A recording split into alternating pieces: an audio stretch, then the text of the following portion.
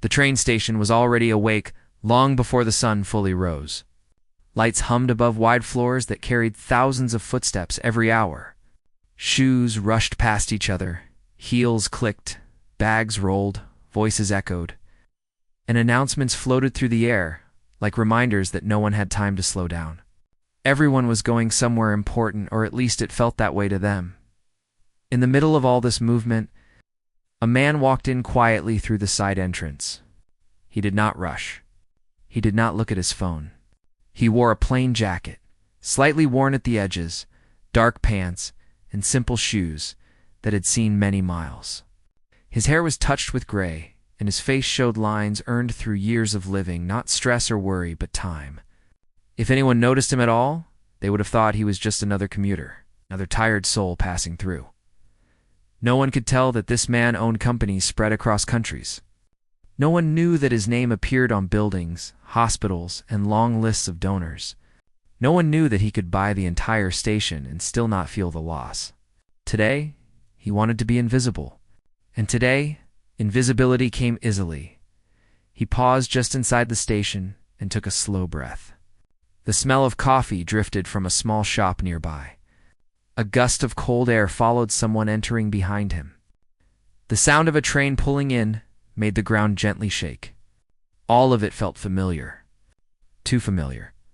His eyes moved across the open space until they landed on something pushed slightly to the side, near a wall covered in old posters.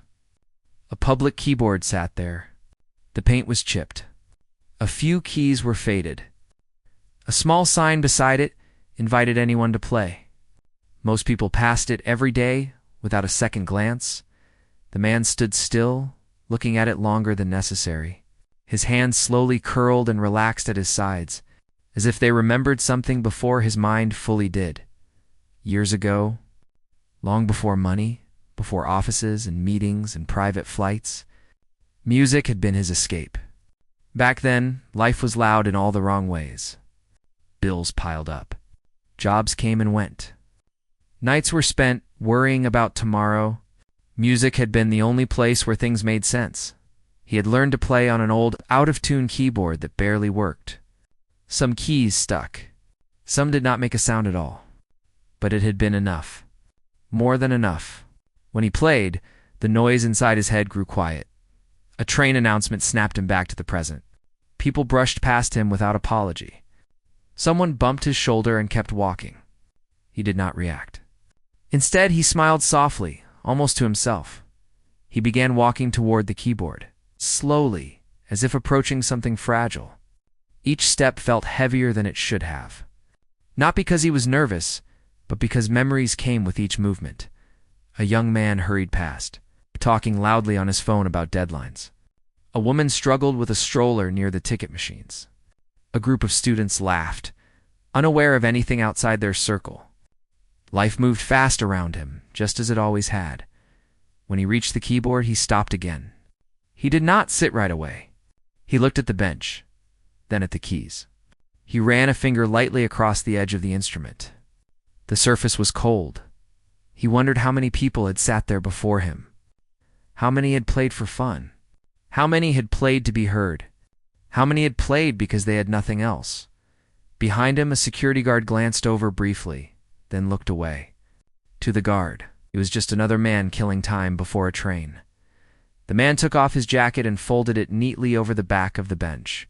This small action slowed him down even more. It made the moment real. He sat. The bench creaked softly under his weight. He placed his feet flat on the floor and rested his hands on his knees. He did not touch the keys yet. He simply sat there, breathing, listening. The station had its own rhythm. Rolling suitcases created a steady beat. Distant conversations blended into a low hum. Trains arrived and left like deep breaths. It was not quiet, but it was alive. He closed his eyes for a moment. In his mind, he was no longer surrounded by crowds. He was back in a small room with thin walls and poor lighting. The floor was cold. The future was uncertain.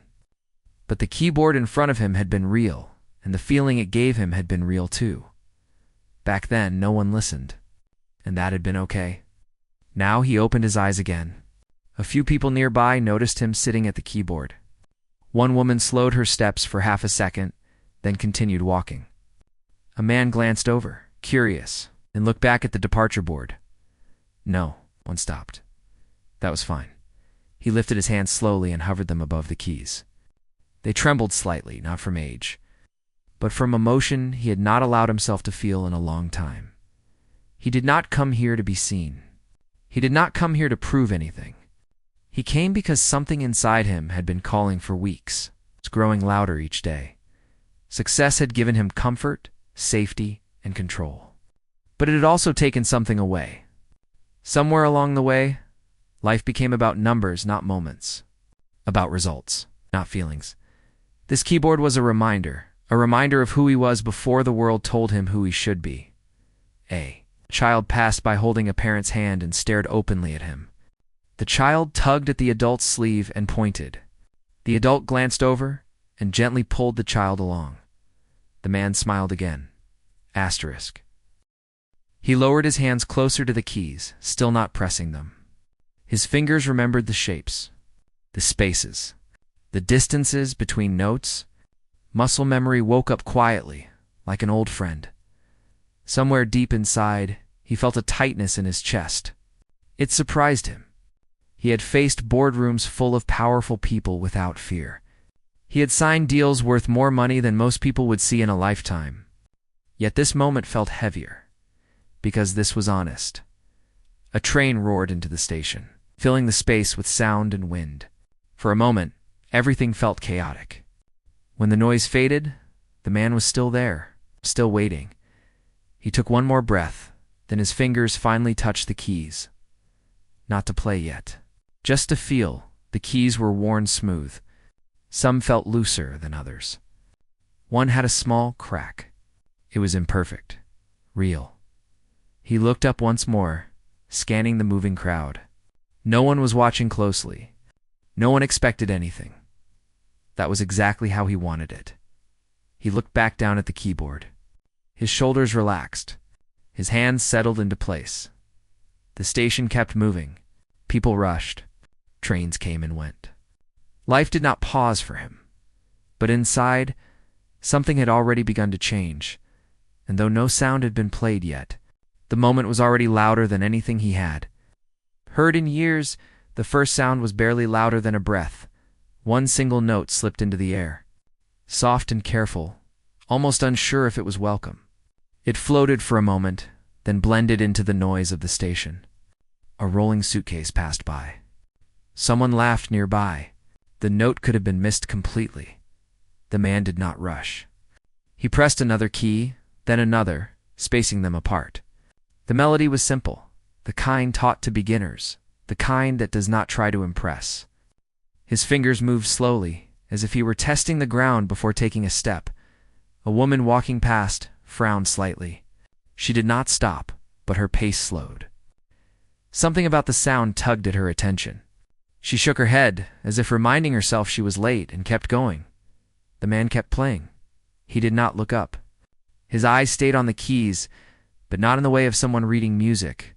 It was more like remembering a path he once knew well. His shoulders were loose now. His breathing matched the rhythm of the notes. Another sound joined the first, then another. The melody began to form a shape, like a story that starts with small details before revealing its meaning. A young worker stood near the ticket machines and leaned against the wall, scrolling on a phone. At first, the music was just background noise. Then the worker paused mid-scroll. The phone lowered slightly. The music felt familiar in a way that was hard to explain.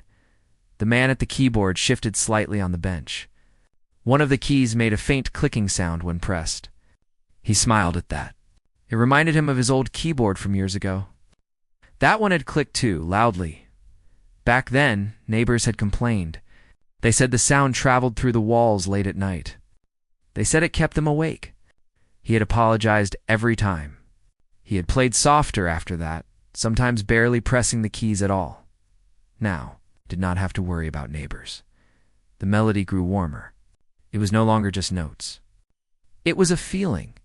It carried hints of longing, hope, and quiet strength. It did not demand attention, but it invited it. A man with tired eyes stopped a few steps away and set his bag down. He folded his arms and listened, his face unreadable. He had planned to grab coffee before his train. He forgot about that. The music filled small spaces between sounds in the station. It slid between footsteps and announcements. Weaving itself into the day, the player's fingers moved with more confidence now. Not fast, not flashy, just sure. He added a gentle rise, then let the notes fall again. Like a deep breath after holding it too long, someone dropped a coin into the small box near the keyboard. The sound startled the man for half a second. He glanced at the box, then back to the keys. He did not stop playing. He had not come for coins. A child broke free from a parent's grip and walked closer, stopping a few feet from the keyboard. The child sat on the floor without caring about the cold tiles. Eyes wide, head tilted slightly, listening, the parent rushed over, embarrassed, and tried to pull the child up. The child resisted, pointing at the keyboard. "Just a moment," the parent said softly, surprising even themselves. The man noticed them from the corner of his eye. His hands softened. The melody slowed, becoming gentler.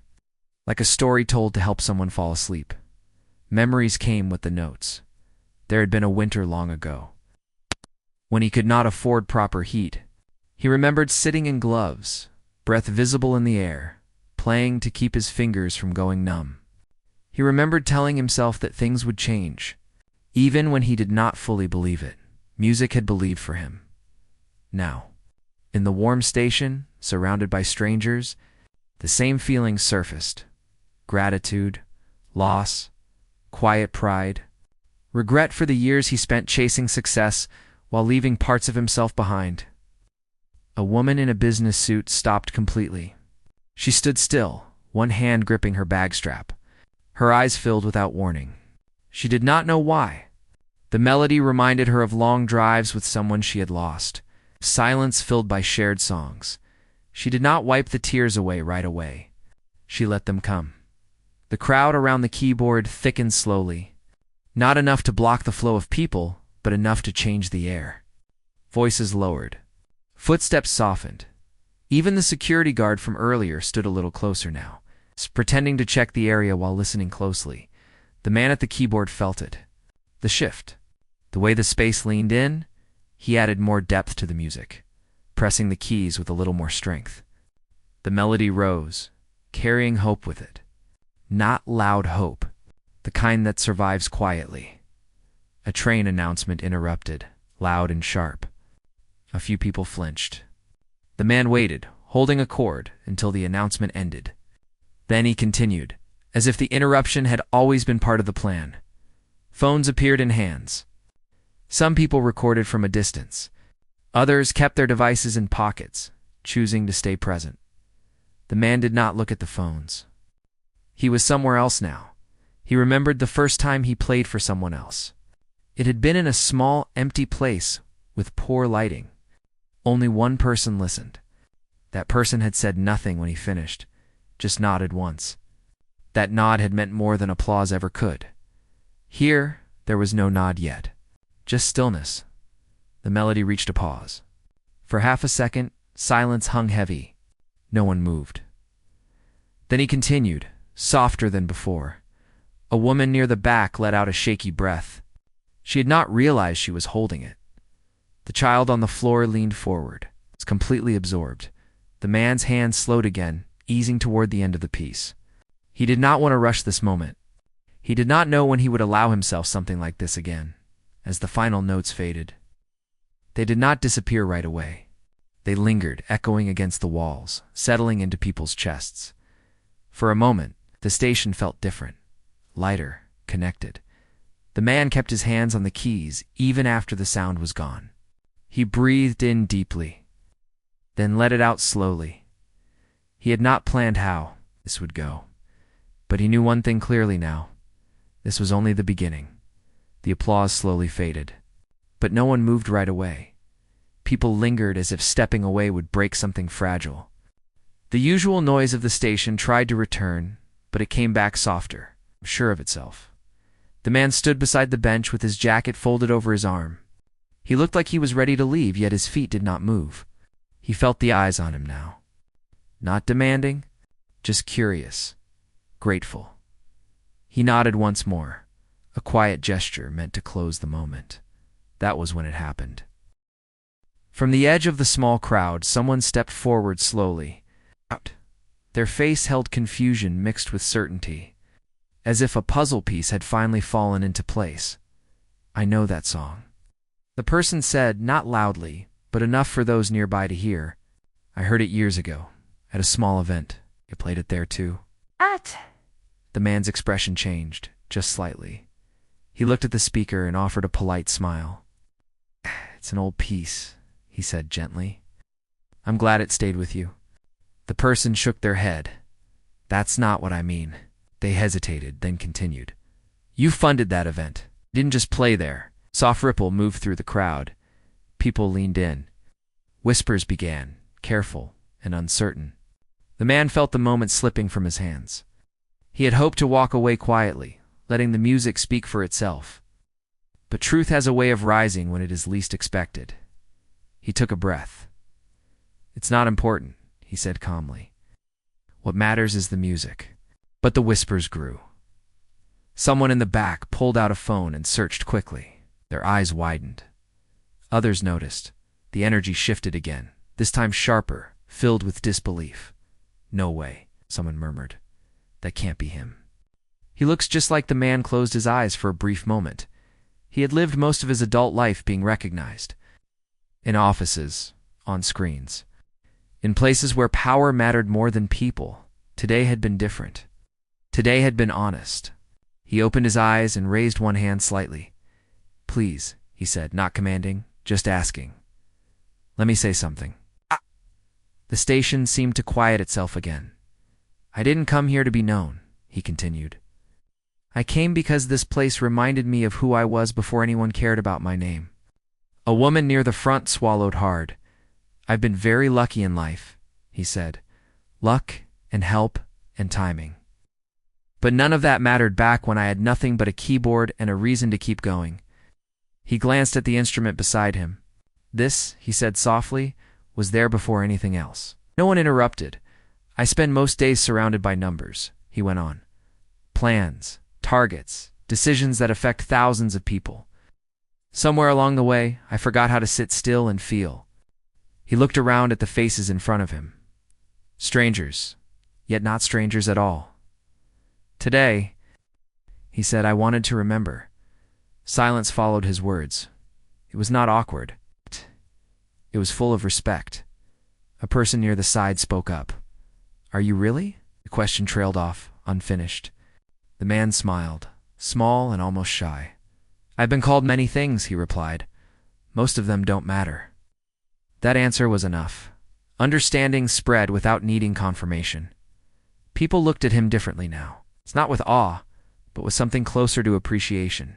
The kind reserved for someone who had shared a private truth.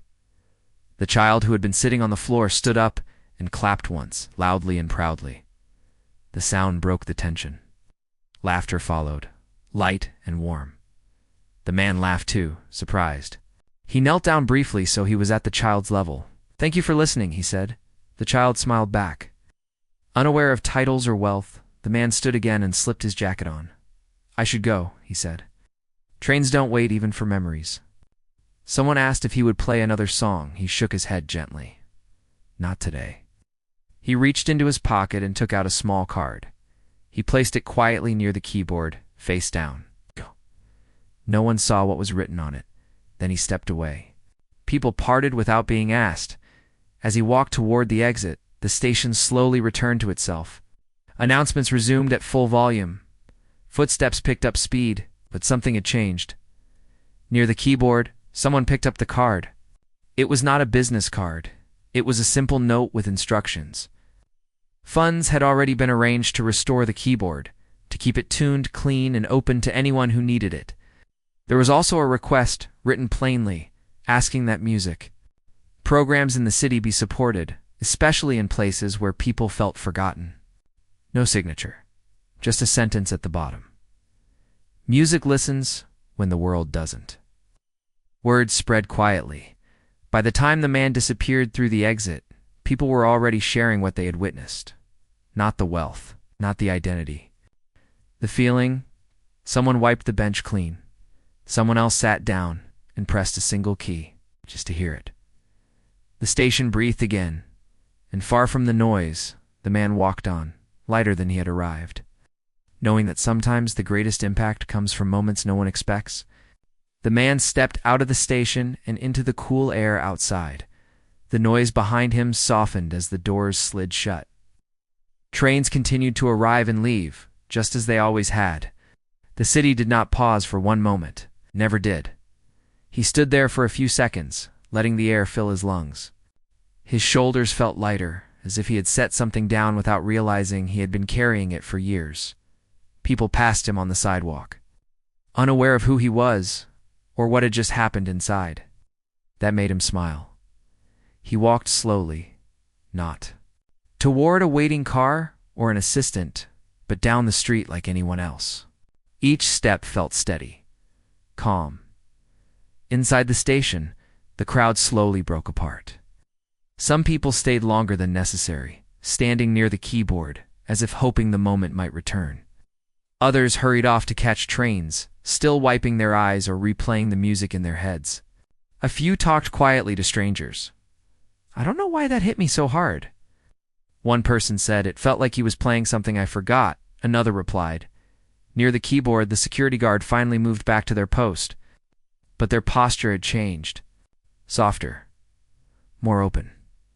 The child who had been listening earlier pressed a key again. This time, the sound was clearer. Someone nearby laughed gently. The station no longer felt like just a place to pass through. Later that day, someone uploaded a short video. It did not show the man's face clearly. It focused on his hands, the worn keys, the stillness of the crowd. The caption was simple: "Stranger plays piano. Everyone stops." The video spread quickly. People shared it not because of who the man was, but because of how it made them feel. Comments appeared from all over the world. People talked about missed chances, quiet dreams, and songs that once meant everything to them. Some recognized him, most did not. Those who did kept it mostly to themselves. The next morning, the keyboard was closed off for a few hours. Workers arrived with tools and cleaning supplies. Keys were fixed. Bench screws tightened. The surface was polished, but not too much. Its history was not erased. A small sign appeared beside it, open to all. Play freely. No mention of donations. No names. Days passed. People began stopping again. A young person played a clumsy tune and laughed at their own mistakes. Someone else played softly during a quiet moment. Music returned to the station, not as a performance, but as part of life. Across the city, quiet changes followed. Music programs received support without announcements. Old instruments were repaired. Small spaces were opened where people could sit and play. Without fear of judgment, no speeches were made. The man watched all of this from a distance. Back in his world of meetings and decisions, something had shifted. He listened more. He spoke less. He started meetings with silence instead of numbers. Some people noticed, some did not. Late one evening, alone in his home, he sat at a keyboard again. This one was perfect. Every key worked. Sound was rich and full.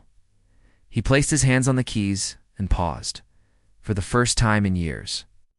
He did not feel the need to impress anyone. He played the same melody. It sounded different now, not because the notes had changed, but because he had. He realized then that success had never been the problem. Forgetting the feeling of sitting in a cold room, playing because there was nothing else. Forgetting the power of being unseen. Forgetting that connection does not require an audience. Back at the station, someone new sat at the keyboard each day. Some stayed only a minute, some stayed longer. People listened when they could. Sometimes they didn't. That was okay. The music did not need everyone. It only needed someone willing to play. Weeks later, the original video slowed down, replaced by news stories. That moment became a memory, then a story told quietly between people. But for those who were there, it never really faded. They remembered how strangers had stood together, how noise had softened, how one simple melody had reminded them they were human. And somewhere in the city, a man walked through another crowded place. Unnoticed once again, he did not need to be recognized. He had already been heard.